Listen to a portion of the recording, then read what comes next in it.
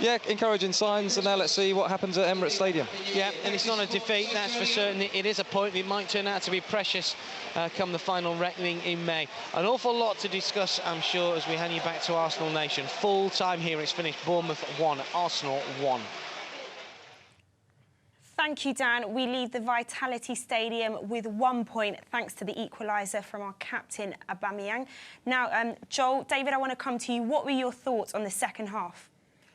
I thought there was a little bit more urgency. I think in the third half, I loved the runs that Aubameyang was making. I kept nudging David and saying, look at that, you know, best player this season. He was, in all honesty. I think he was better in the second half. I think first half, as you said, I don't want to say the word flat because you didn't say it, but he moved around more. He made the runs, the team runs that you were talking about in the beginning of the game, and I loved that. I think I do feel like the last ball was definitely still an issue. I was very happy when Pepe came on. I thought he livened it up. I thought Xhaka was really good. Torreira, a few dodgy tackles, but overall we were in their faces.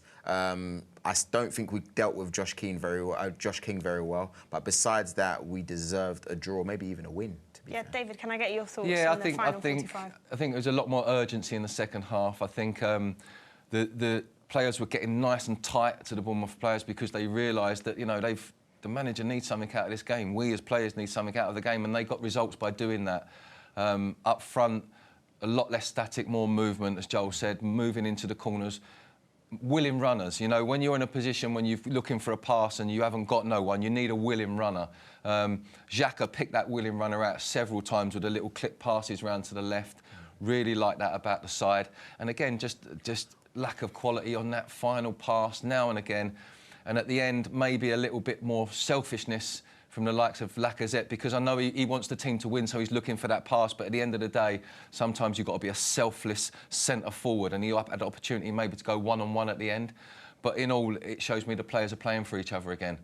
You know, they're backing each other up. There was cover on tackles. If Xhaka missed the first tackle, Torreira picked up the second ball, you know. They wasn't 10 yards behind the play.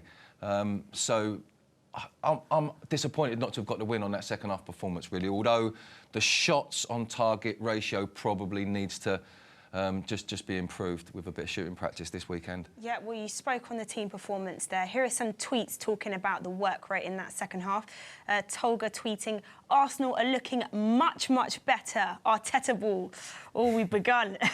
Arsenal's work rate has been unbelievable today. Control pressing game, good possession and keeping nice width. We've got another one coming up. Arsenal looks so much better off the ball. That was one of their biggest weaknesses. David, do you agree with that last tweet? Do you think we have improved? Yeah, and that's because they was more willing to compete. You know, willing to compete to earn the right to play first. Just because you've got the ball or your goalkeeper rolls it out to you, don't mean you've earned the right to play. When, as a player, you feel you've earned the right to play when you took the ball off the player you're playing against, or you've intercepted a pass, or you've squeezed them out of the team, and then you go and take advantage, and that gives you the good feeling inside to know you've worked hard for that ball. So because you've worked hard for it, you're not going to give it away. You know, take some ownership of that football, and we did, and I felt that it was just, again, the final pass, a little bit of quality at the end. But these players are under a lot of pressure today as well. So with all that said, that's where you are going to feel the pressure. You know, because that's the hardest part of the game, scoring the goals. Anyone can destroy, but not everybody can create. Yeah. You know, so it's a good step forward. Yeah. We just need to get that creativity going now as well. Yeah. A step in the right way. In our halftime show, David mentioned that he thought Granit Xhaka was making marked improvements. Joel, I'll come to you. Which players do you think really stepped up in that second half? Second half, I'll have to give it to Pierre Aubameyang, because like we were talking about in the first half, it was a little bit flat, and the body language was a bit different. Second half, running out wide to the wings, really putting in an effort, and I can honestly say he deserved to have got the goal. It wasn't like a lucky moment and he just happened to be at the right place at the right time. He was throwing himself about, and so was Lacazette. So if any of them had scored in the second half, it would have been deservedly so. So I go for Pierre Aubameyang. If you work hard, then you deserve the breaks. Yes. You know, and he did work hard. And although he was just hanging around that far post sort of thing when Reece took that shot, with 3 Bournemouth players in front of him, what are the chances of that just rolling through to him? Well, listen, he had a good chance because he put good effort in, good work rate, so he deserved the luck on that draw, and he deserved for it to come. It come off a little bit, even a bit off his shin, but that's a good forward. Yeah, they make the best of a bad thing, and he did that second half. So I've got to give credit to him. He did really turn it up second half as opposed to his first half. OK, those were Joel's and David's thoughts. The Arsenal Nation has also been vocal on Twitter about the players that they thought made an impact in that first half. So this tweet coming in saying, Ozil played the game Arsenal signed him for today, made the passes, created spaces in the middle, good game. Another one from Arsenal's voice, Torreira playing a blinder. Great to see him playing well again. And we've got one more coming up. This is now talking about the formation. So 3-4-1-2 with Xhaka as the third centre-back. Hasn't been bad so far. Arsenal lacking that cutting edge, though, so echoing some of what you said, Joel. Clearly a sign of a team with low confidence. Performance has been good so far. David, what are your thoughts on that formation? Do you think it was essentially what Chris is saying there, 3-4-1-2 with Xhaka as a third centre-back? I think it was two different systems, in possession and out of possession. So when we got in possession, I think in order for us to release Saka on that left and give us some width, which we didn't have, Granit was pulling himself out of the middle, allowing Torreira to have a bit more space and not be so condensed in there with an extra couple of players. And then the option of him getting the ball.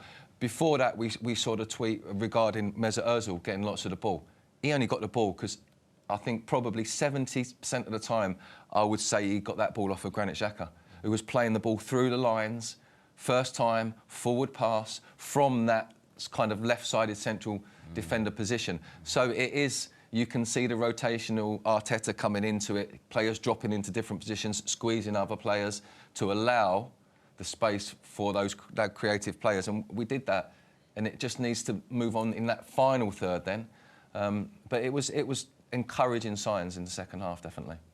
Guys, for the last few weeks, we've been talking about Arsenal Nation, the podcast. In case you haven't subscribed yet, you need to. You can do it on iTunes, Spotify or Acast. And we've got a little Boxing Day present for you, as tonight at 7 p.m, we'll be dropping another podcast with all the best bits that didn't make the first 6 episodes. You don't want to miss it. You're going to hear from Lee Dixon, Leah Williamson, more of the like, Reece Weston, some serious gems there. Also, at the top of the show, we asked the guys to tell us their moment of the decade. And I can reveal who the people have voted for. It is David. What? They went for the FA Cup final. We're both winners. We're both winners. Oh, look at that. Team play. It's only because I can talk for 90 seconds, mate. I can talk the hind legs off a donkey. That was a brilliant. Thank you, everybody. Explanation, to be honest with you. Thank you. I felt like I was there again. Oh, there you go. Guys, it's that moment in the show where I'm going to ask you for your one word to describe the match. Promising. Promising. David, come to you. Confident.